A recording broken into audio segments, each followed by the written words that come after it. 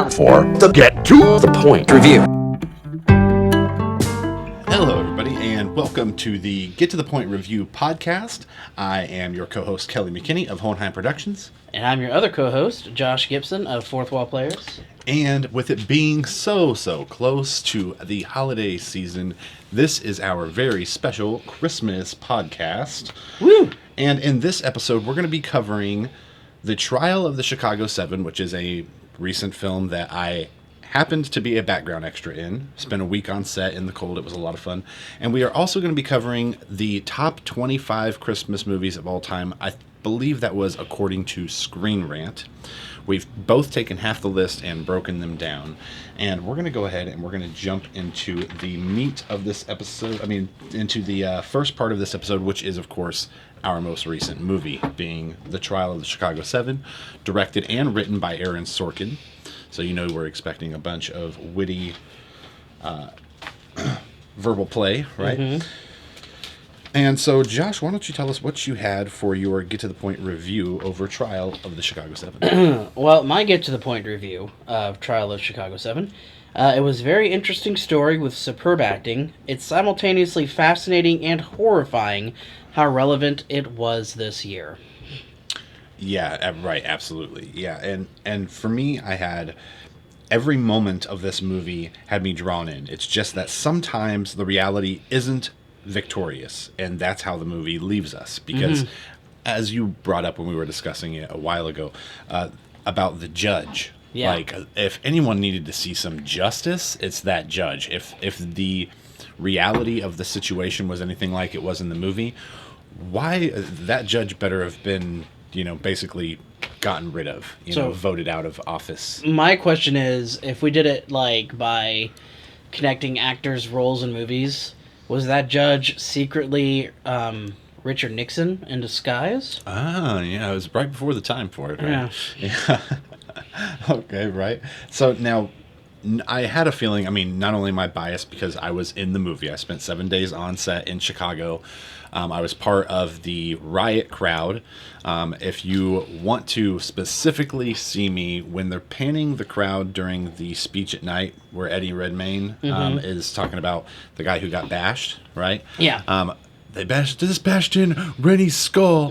If blood is going to flow, let it flow all over the streets. Okay, that part, every time they show the crowd, I'm holding a sign. I've got a blue, I look like a confused train conductor who's left the train industry to join another type of train industry in porn. Because I've got this yellow scarf on, and it was freezing cold outside, by the by. It's nice to see you put the work into creating a character background. Always. Background. There are no small roles. Well, it's in the name, background extra. I get extra with true. it. Yeah. I get extra with it, let's just say. So, knowing that we both were going to like this movie, me being biased and all, we tried to find a review, basically a scathing review of the movie. Whew. And we found one in Rolling Stone, of all places, by a K. Austin Collins. And why don't you give us your get to the point review on K. Austin Collins' Rolling Stone review? Well, Kelly, K. Austin Collins was clearly against the overall theme of this movie and used this review as a means to trash Aaron Sorkin. Or, I guess he could have just wanted more clicks for leaving controversial issues. I'm fine with his dislike of the movie, but he straight up invents issues to try to dissuade the readers from watching, and I don't think that should be allowed.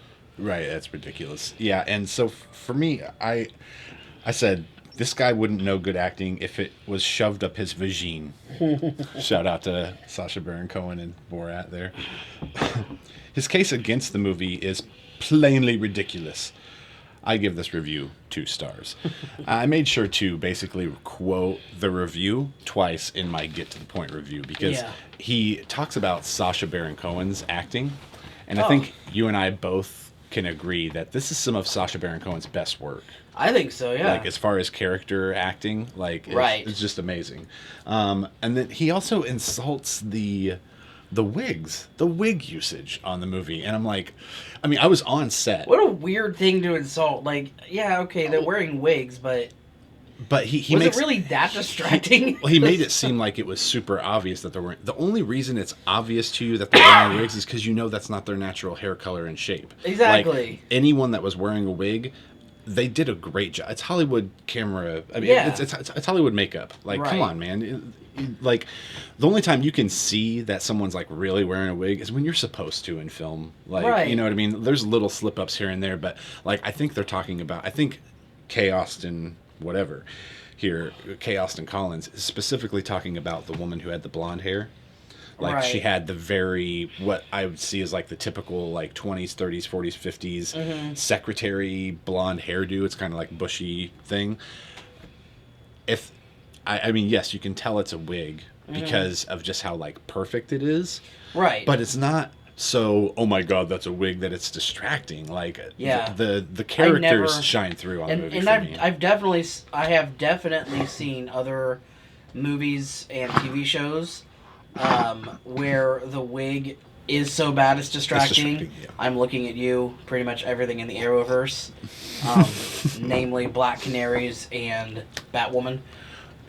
or how about anything in early Star Trek? For me, when I was a Right, kid, okay, yeah. the character makeup was so distracting. I couldn't buy it.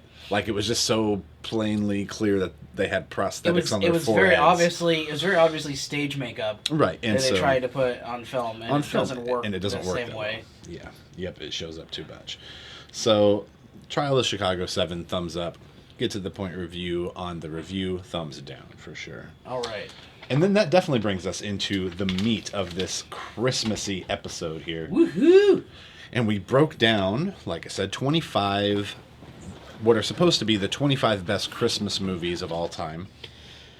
We should have had like the ordered list so Yeah, we could go in order, but we don't, but we just- were woefully underprepared. No, yeah, we were just prepared to watch a dozen movies apiece. Right.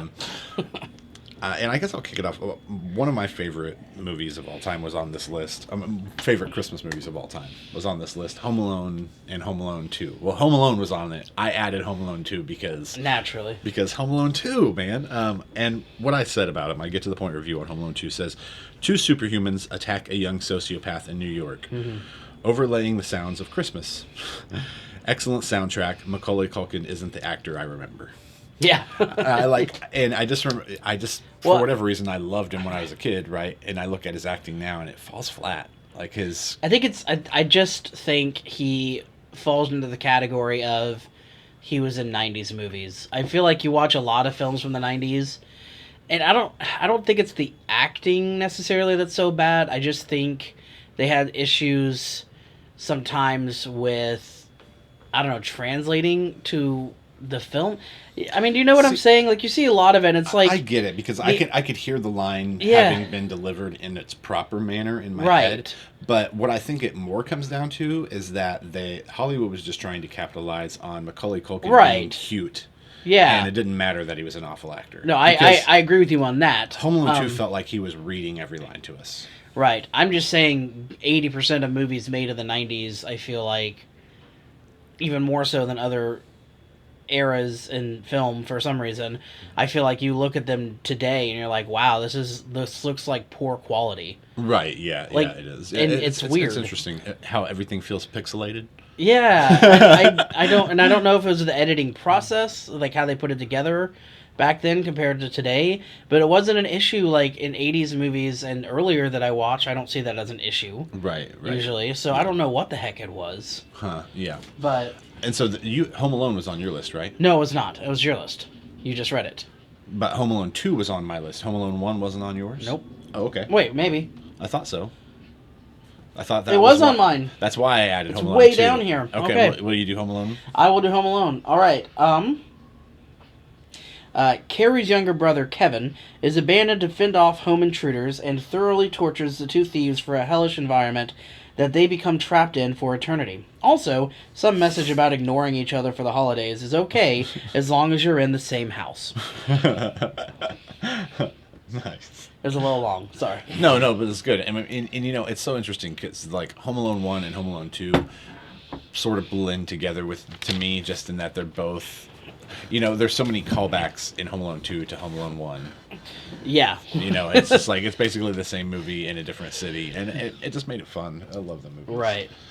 All right, So I'm going to go ahead with my first one on my list. Yeah, go ahead. Yeah. All right, so I guess technically my second one now, but I got the Santa Claus, and my review was, Tim Allen achieves max level as a capitalistic obsessed toy maker by becoming a cult leader to a group of children he has locked up away from society and providing unpaid child labor year-round. But he's nice enough to groom his son to run the family business one day.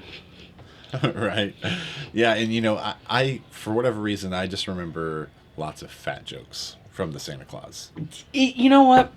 Rewatching it, I saw the same thing. I was like, man, I don't remember there being... That's all it was. Like, every other joke is about him being fat and unhealthy. Yeah. Like, and it's like, we get it. That's 90s humor, I guess, though. It was. There was a lot of 90s fat jokes. My favorite part of Fresh Prince of Bel-Air, besides the actual drama that brings emotion to me, is the fat jokes. Like, right. I love it. Right. I don't know why. It's so great. Okay, next on my list is a classic, A Christmas Story. Which I know you're not very fond of. I'm not down with The Christmas Story. Oh, God. See, all right. I put humor that never fails from a TNT Christmas tradition that today's generation will never know. And that is because literally I think my whole life growing up, they showed A Christmas Story 24 hours of A Christmas Story on TNT as a Christmas tradition. And my family had it on and watched it. Jeez. I don't know how you did it. I don't know. As a kid, all I remembered was "You'll shoot your eye out, kid," right? And the leg lamp. Those were the only two things I ever got from the movie as a kid. Rewatching it as an adult, like when I was like 16, 17, I fell in love with the movie. It was like Scott Farkas and just all of it. A little bit of trivia for our listeners. The kid in A Christmas Story actually grew up to be one of the scientists in the Iron Man movies. Who couldn't make stuff with box of scraps. Right. In a cave. Yeah, famously being shouted at by Jeff Bridges. God. As a couple of his lines off camera ended up in the movie. I secretly envy that kid for being shouted at by Jeff Bridges right? on camera. Awesome. Like, yeah. I'm not Tony Stark. Okay. So, speaking of classics, which I guess most of these are, since it is 25 greatest Christmas movies. Yeah. Rudolph the Red-Nosed Reindeer. Oh, the claymation? Yes, the claymation one. Okay. Story focuses on how you're only valuable if you can contribute to society. Still waiting for those elitist elves to suffer the wrath of Hermie's new friend, the abominable snowman. Right. We need a darker take on it, is what you're saying. We need a much darker take on this. I smell a Tim Burton remake. Yeah, whoever... well, see, I suddenly pictured the creators of Celebrity Deathmatch just saying, we're going to reboot the movie. Yes, we got it. And so, wait, the last one that you just did was... Which one? Rudolph. I wanted to see, did I have anything that was Rudolph? Not really. I feel like there's only a couple that we actually... Because I actually wrote both in parentheses on the ones that you said you were going to do, too. Okay, gotcha. Okay, so Grinch, which this was the Jim Carrey one. I put Dutch angles and too many adult jokes in a terrible live-action rendition of a classic Dr. Seuss cartoon. No one but Jim Carrey could have done it, but no one should have done it. You know what I mean? Like, it just didn't need done. It didn't. Especially when there's... Like, when you have something that's so classic in 2D animation, like, I don't know, it's... All of a sudden, I want, like, the Code of Hammurabi to take place. Like, I want to chop these motherfuckers' hands off because they're touching... Like, even redoing the live-action Lion King. What was the point of that? When the classic cartoon is so beautiful. I still cry every time Mufasa dies in the cartoon Lion King. Who doesn't? But not in the live action one. So it was a pointless rendition. And I love Jim Carrey. So, that gets me, I mean, that takes me off for a second. I don't get taking an all animal cast from a two-dimensional movie and then making a live action version of it. Like, I do not understand. It's still not live action. You're still using CGI. Right. And in all fairness, technically, Disney never marketed it as live action, but they never discouraged the media from doing it either. Right, yeah. And from basically saying it was. I mean, they've got their corners covered, but at the same time, yes, I don't think it makes sense. I just don't like. Yeah. I'm of the opinion that I would much rather see Disney do more of their obscure human-led movies that didn't do that well.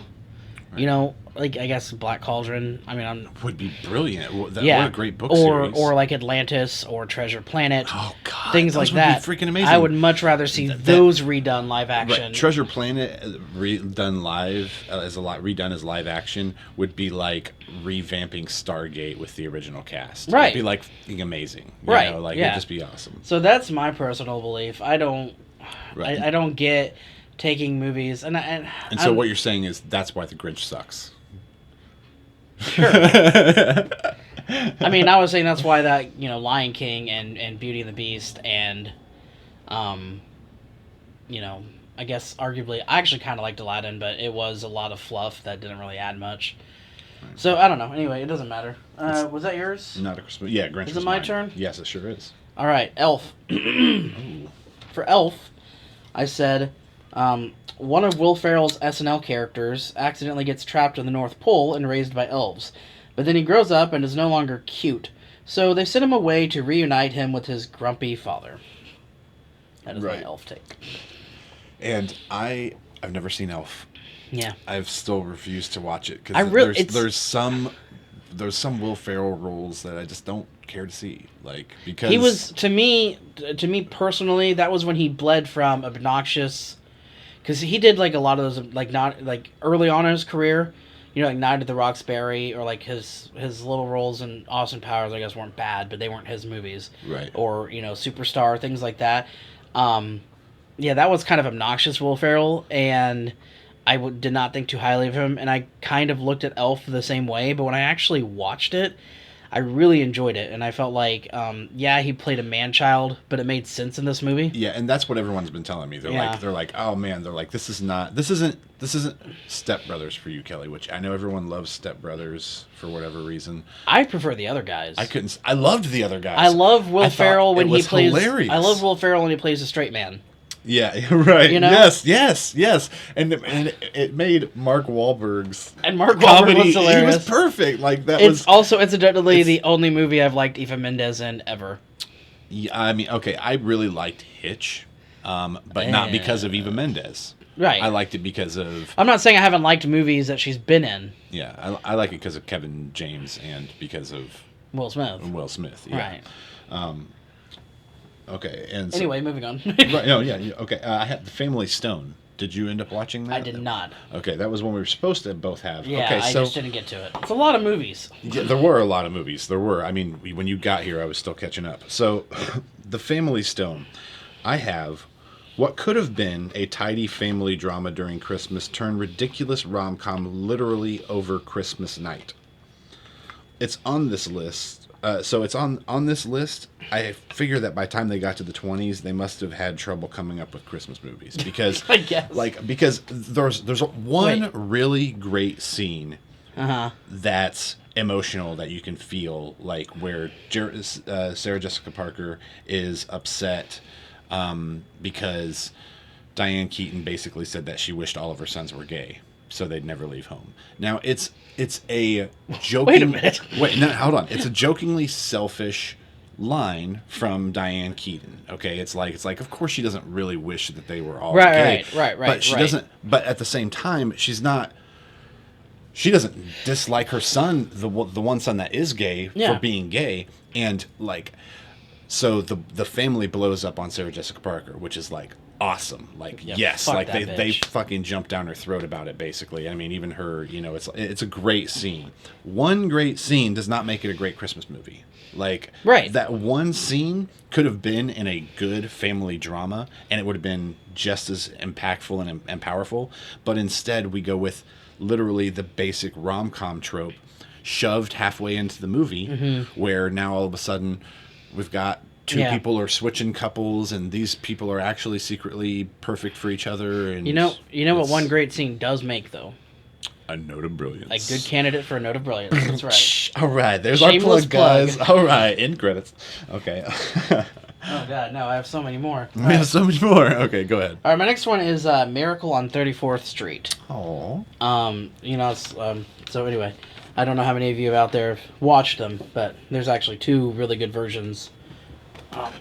Most recently with Richard Attenborough and Mara Wilson in the 90s. Anyway, American corporatism attempts to take out the competition by putting Santa Claus on trial.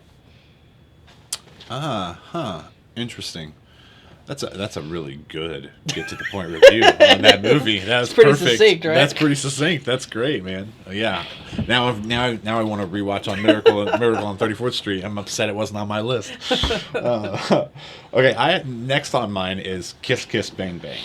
Okay, so very fun callback to detective novels and excellent humor, but not a Christmas movie. I don't care how many boobs you show in Christmas Velvet. It doesn't make it a Christmas movie. You hear us, Love Actually? Well, it's yeah, okay, but the boobs in Kiss Kiss Bang Bang are a little different. I got you. But so like, yeah, I just, this is one of those things where I would argue that not a to me, Christmas movies are about Christmas. So to me, Die Hard's not a Christmas movie. I love the debate. I'm about to challenge that. I love the debate. I do love the debate, and I agree with people who say it's a Christmas movie because I just, I want to be fun and agreeable. But like, Christmas movies to me should be impactful, something about Christmas, not just during the season, right? Because then I agree with you. Basically a winter. I agree film. with you, but I feel like Die Hard falls under that category personally. Okay, and I can't wait to hear it. I can't go into it because it's a long thing, so I don't have it in my get to the point review. Maybe we can have a separate video for that. Okay, maybe it can be a what it is debate. Yeah, debating Die Hard. All right, and what's your next one? Die Hard. Okay, actually, perfect. My next one was actually Home Alone, but I've already done that one. So, John McClane is a down-on-his-luck workaholic father who flies across country to try to hold his crumbling family together. There's only one problem. A group of terrorists are out to destroy his happiness. And Dun, Christmas. Dun, dun. Yippee-ki-yay, motherfuckers. All right. Nice. Next on my list was The Holiday. Susan Meyer's Christmas romance brilliance strikes again and accidentally inspires Airbnb. Yeah. That's basically what I had for The Whoopsie. Holiday. Yeah, I love Jack Black in this. Love Kate Winslet. This is I really liked all of them. Like, I'm not generally a huge Cameron Diaz is kind of hit or miss for me. Hit or miss for me, yeah. But I thought this was one of her better movies. And I hated her character in this movie. I don't like her character until she gets to know Jude Law's family. It's the Jude Law and Cameron Diaz chemistry that I really liked. Yeah, for me, yeah. So, and for me, like, I like the story. There's nothing special to me about Cameron Diaz and Jude Law playing those roles. Right. I feel like any other dedicated actor or actress could have played those roles just as beautifully. But it's Jude Law. But it's Jack Black and Kate Winslet. Winslet. That's what I said. I love them too. They're still in the movie. To me, they are the shining. No, you're right. Yeah. Anytime we're in England, I can't wait for us to get back to LA. I kind of agree with you on that. I do like that story because they had stuff to do that wasn't just about their relationship. Yeah. In fact, most of it wasn't about their relationship. No, it was their relationship. At least not their romantic growing, relationship. Right. It was their relationship growing during her trying to rebuild her own confidence vicariously through a man who won awards. Right. Who was deserving of appreciation. Right. Yeah. So Susan Myers. I mean, her career speaks for itself. Yeah. Everything from sitcoms to rom-coms, and she has a million hits for a reason. What's next on your list? Nightmare Before Christmas. Ugh. Yeah, I know. Someone had to do it. That's why we threw it to you. Santa Claus is kidnapped by a cult of dyslexic Satanists attempting to recreate Christmas, but not quite understanding what it is. Right, which is succinct and it's dead on. It's exactly what the fucking movie's about. It's exactly what the fucking movie's about. Yeah. Oh man, I can't stand that movie. It's because of the.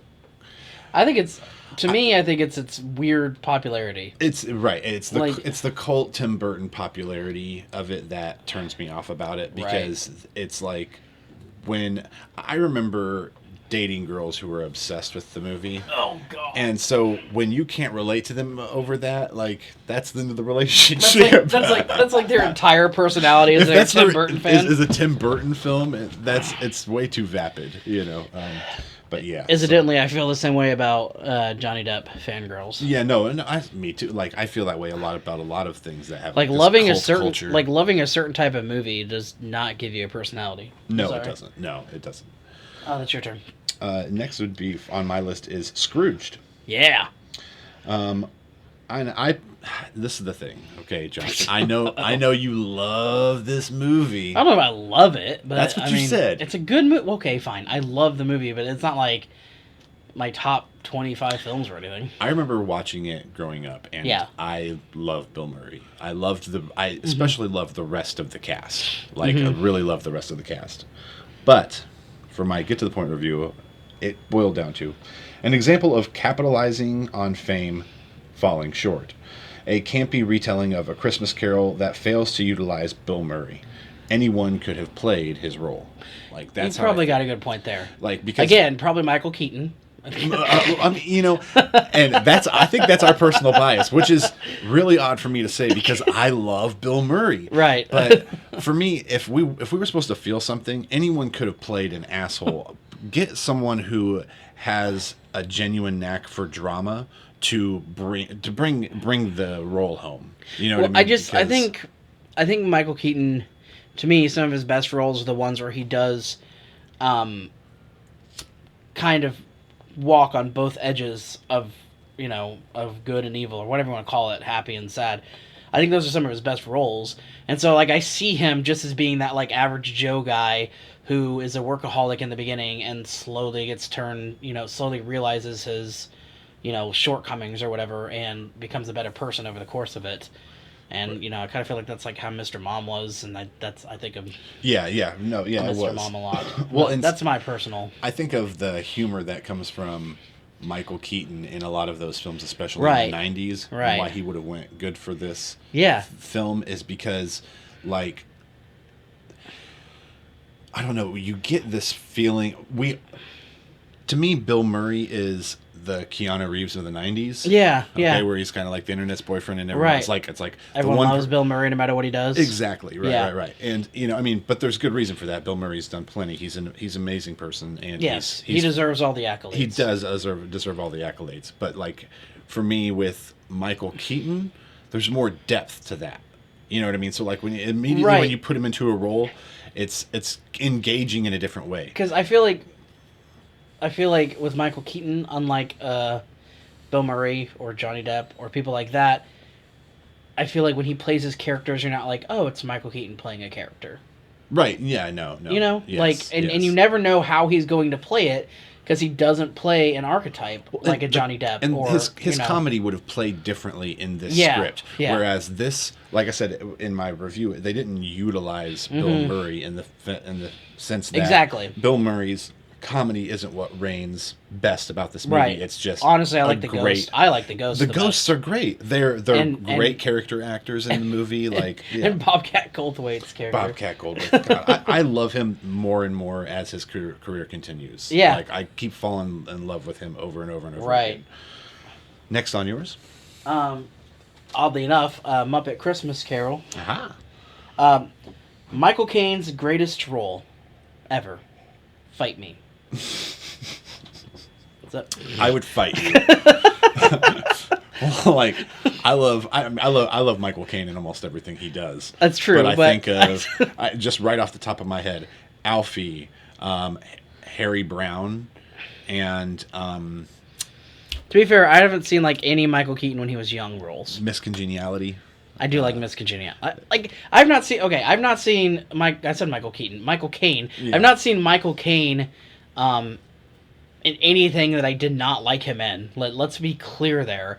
I just think he did such a fantastic job in this one. It's with the this best movie. role. It should be noted. Kind of like how like everyone remembers Tim Curry as Long John Silver because of the Muppet movie. And hands down, I agree with you that the Muppet Christmas Carol is the best one. It is. It is the best one. is. It makes it like it doesn't matter how campy it is because it's Muppets. It makes Right. it instantly fun. Exactly, Whereas, yeah. and that's the difference between Scrooged for me and this. Is Right. that they tried to make it campy and it didn't capitalize on Bill Murray's comedy style, where about any other famous actor from the '90s could have brought something different to it that would have folded into the film better.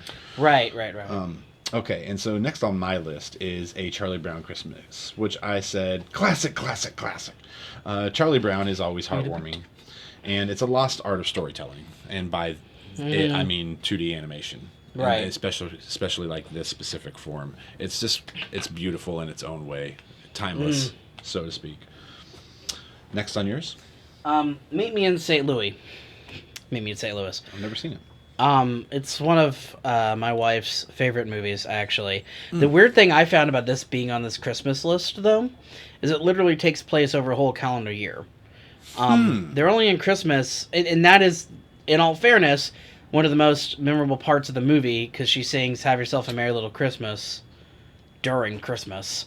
But I've never thought of it as a Christmas movie in my life. But anyway. And then it ended up on this list. It ended up high on this list, even. Right. If it's this far down. So anyway, here's my get to the point review. Family struggles to hide away their sociopathic 6-year-old daughter. There we go. Nice. Okay, interesting. I've never seen it. I'll have to check that out. No, just for some background, because I know even though it's a classic, it's not one of those like Wizard of Oz that everyone has seen. There's like a 6-year-old girl, and this isn't really the story, but she is in a lot of different scenes, and she's like obsessed with death, and they tried to play it off as like this cute like little kid face thing, but it's really freaking creepy. Huh. Like really creepy. Okay. And I don't. So it's a Christmas version of The Omen. Pretty much. Pretty much. Interesting. All right, next on my list I had Bad Santa, which I put a prime example of the shock and awe zeitgeist that flooded theaters during the 2000s. Yeah, All right, next on my list I had The Polar Express. And for my get to the point review, I had didn't like it when it came out, didn't like it now. Poor animation and a plotline I just couldn't get on board with. Wink, wink, wink. I still have PTSD from that movie. It's work- kind of freakishly bad. Well, it's not that. I worked as an Animation. usher at the movie theater when that came out, and that was single-handedly the worst movie I'd ever had to deal with as far as cleaning up after. I mean, So many kids. we had other kids' movies, but for some reason that one was just like the perfect storm of just like kids just wrecking the damn theater every single time. Ugh, I couldn't It's stand awful. it wasn't magically enchanting for me, and I mean maybe it's Right. just tailored towards kids, but the animation is just so cringy for me. It doesn't age well. It's creepy. Yeah. It wasn't cool when it came out. It was still creepy back then. Yeah, didn't Tom Hanks play like all the roles or Yeah, something yeah, like that? yeah. They did that a couple years later with George Lopez and Shark Boy and Lava Girl, and Oh boy. that didn't work out either. All right. And so this got unevenly distributed because I Somehow. had picked up at least one other movie too. Yeah. But what's Kelly was more in the Christmas spirit than I was. My last one is Christmas with the Cranks, which I can't believe that ranked that high. Maybe it didn't. We just had to go back and pick it. And I have inconsiderate daughter decides last minute to invite herself and her fiancé home for Christmas. Her parents are then gaslit into canceling their vacation plans to throw a Christmas party for the entire neighborhood. right? Yeah. And I only vaguely remember Christmas with the Cranks. It's Tim Allen, right? Yeah. Yeah. Okay. Yeah. And then I guess the rest of the list here is me, right? 'Cause- All Kelly. All right. So I also had Jingle All the Way, right? Arnold Schwarzenegger. And I basically said that it boiled down to Marvel in the 90s. A reminder of Arnold's acting ability. Arnold, The movie fell short of the Christmas miracle. put that cookie down. Yeah, put it down. this movie falls short of the Christmas Miracle it wants to inspire, and it's violent as hell. Yeah, it is. Gosh, it's so violent for a Christmas movie, which maybe was supposed to be saying something about American culture's role in Christmas, right? At the time, that was probably a hot take, but now, like 15 years later, we're all like, "Yeah, no, people, it's just abuse. People kill each other on Black Friday. Like, we get it. We get it. Yeah. Yeah, now the reality is more violent than the movie, and so now we're like, this is right. This is ridiculously violent. Yeah, our real violence is much more graphic. Right. Yeah, it's cartoony. yeah. This is cartoony, and we actually trample people to death. Right. Then I also had It's a Wonderful Life, which this was my first time seeing it. I love that movie. And what I put is, this must be what non-dysfunctional families grew up watching. Yeah. Because that's why I had never seen it. Dysfunctional Family, all right? Yeah. And I said, touching and an obvious classic. So then we get to A Christmas Carol, which is the animated Disney version that featured Jim Carrey. And naturally, I'd taken on, I think, all of the Jim Carrey movies because I love Jim Carrey. And I put for my Get to the Point review is what the Polar Express wishes it could have been. With so many retellings. True, I get that. Yeah. Of the same story. I wonder why this one makes the list, and at the same time I don't, because the animations in it are beautiful. You know. Yeah, well, I haven't seen it, but I remember being intrigued by like the process of them making it. Like, I liked the animation style that they were putting out there. I thought it was bold, and it was new, and interesting to look at.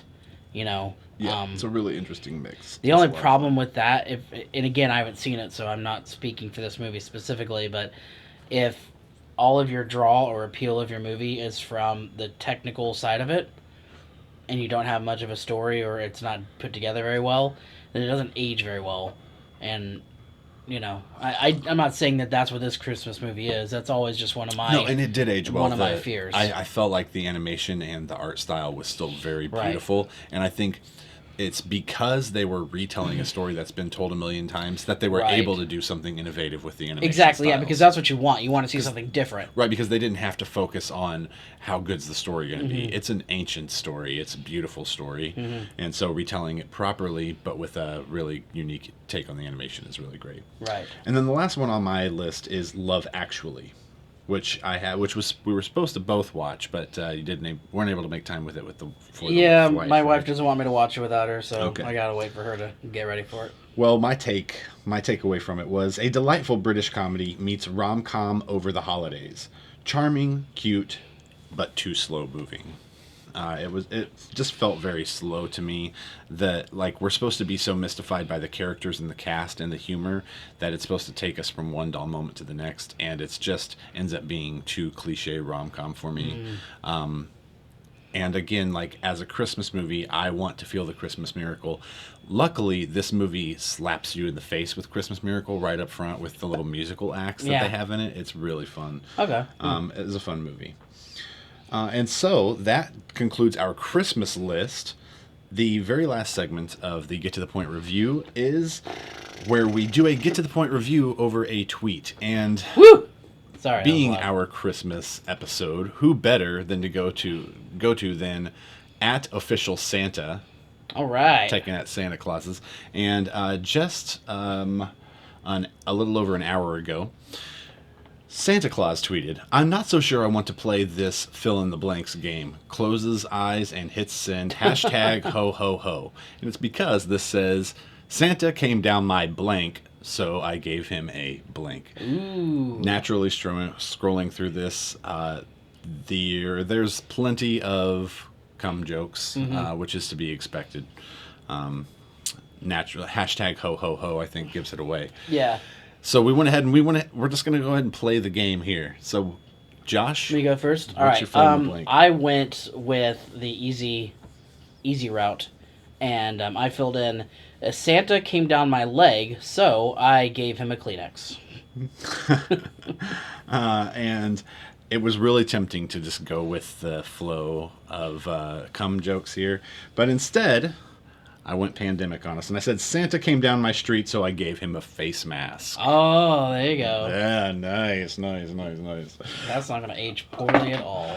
All right, folks, and thank you very much for joining in with us. This has been the Get to the Point review podcast. Get to the point. And I'd like to take this moment to thank all of our patrons on Patreon. And if you would like to get access to both the video format of our Get to the Point review podcast, which is expertly edited by myself, as well as a number of behind-the-scenes vlogs and insider access to everything, which we do a lot here at Hohenheim Productions, you can go to patreon.com/HohenPro. That's HOHENPRO. Also, feel free to check us out, Hohenheim Productions and The Fourth Wall Players, both on YouTube. And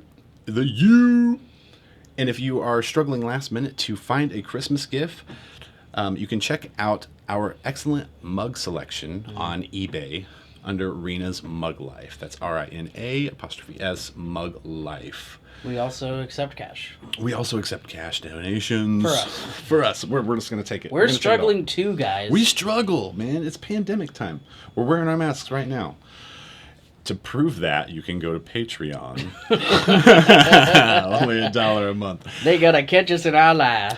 And I'm playing with a new affiliate sponsor myself, personally from Twitch, with gaming access. That's Blink's Gaming Energy Drink. You can check them out with our affiliate link below as well.